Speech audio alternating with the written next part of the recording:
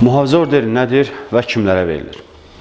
Məişət zorakılığının qarşısının alınması haqqında Azərbaycan Respublikasının qanunu mühafizə orderinin anlayışını verir. Həmin qanuna əsasən mühafizə orderi məişət zorakılığı törətmiş şəxsin zərər çəkmiş şəxsə qarşı edə biləcəyi hərəkətlərə tətbiq olunan məhdudiyyətlər haqqında aktdır. Qanuna əsasən müvafiq icra hakimiyyəti orqanı müraciət edilən vaxtdan 24 saat keçənədək zorakılığı törədən şəxsə xəbərdarlıq edir və dərhal zərər çəkmiş şəxsə 60 gün müddətinədək qısa müddətli mühafizə orderi verir.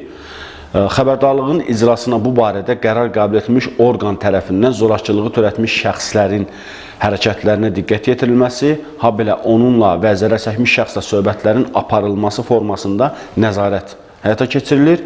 Məişət zorakılığının qarşısının alınması haqqında Azərbaycan Respublikasının qanununun tətbiq edilməsi barədə Prezidentin fərmanı ilə qanunda göstərilən müvafiq icra hakimiyyəti orqanının səlahiyyətlərini həyata keçirən qurumlar müəyyən edilmişdir. Fərmana əsasən qısa müddətli mühafizə orderinin verilməsi səlahiyyəti yerli icra hakimiyyəti orqanlarına aiddir. Yerli icra hakimiyyəti orqanının mühafizə orderinin verilməsi barədə müraciət edilən vaxtdan 24 saat keçənədək baxır. Qısa müddətli mühafizə orderində məişət zorakılığını törətmiş şəxsə aşağıdakılar qadağan edilir.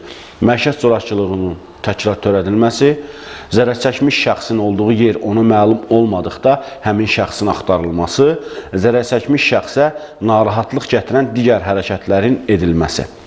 Uzunmüddətli mühafizə orderində bu qanunun yuxarıda qeyd olunanına yanaşı aşağıdakılardan biri və ya bir neçəsi göstərilir.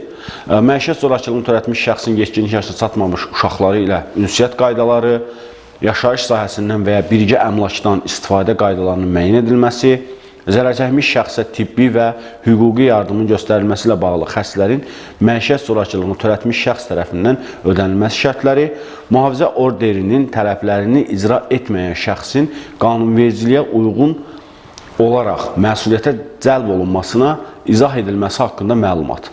Mühafizə orderi icra haqqında qanunvericiliklə müəyyən edilmiş qaydada icra edilir. İcra haqqında qanunun 6-cı maddəsinə əsasən mühafizə orderi icra sənədi hesab edilir. Qanunun 13-cü maddəsinə əsasən qısa müddətli mühafizə orderi və məişət zorakılığından zərər çəkmiş şəxsə uzun müddətli mühafizə orderinin verilməsi haqqında məhkəmə qərarları əsasında verilən icra vərəqələri dərhal icraya yönəldilməlidir.